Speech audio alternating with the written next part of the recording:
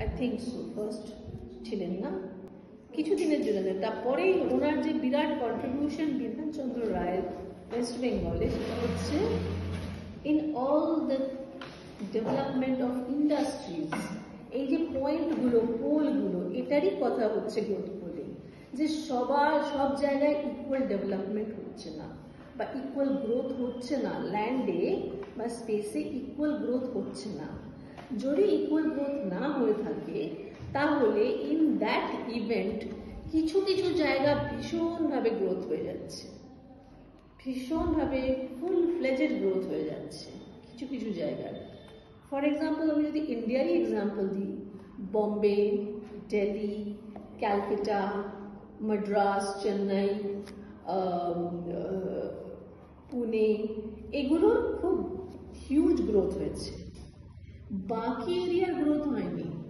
বাকি স্পেসে যে এরিয়া আছে, সেই স্পেসের এরিয়ার গ্রোথ হয়নি। সেই এরিয়াগুলো আস্তে আস্তে চেষ্টা করছে যাতে ছুটপুট ওকে ধরে নেয়, ওর থেকে কিছু পেয়ে যায়। এই ঘটনা ঘটছে ভারতবর্ষে। তুমি বম্বেকে দেখো, huge growth Bombay as a urban centre, as a industrial centre. তুমি ক্যালকাটা বেসড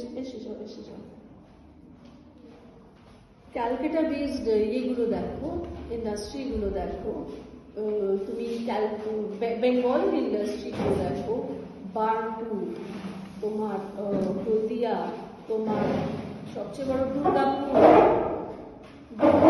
কি ডেভেলপড ছিল, মেটালজিক্যাল সেক্টর, মেটালস ডিপার্টমেন্ট। দেন তোমার চিত্তরঞ্জন, আসানসোল, বার্নপুর, আসানসোল, চিত্তরঞ্জন, দুর্গাপুর,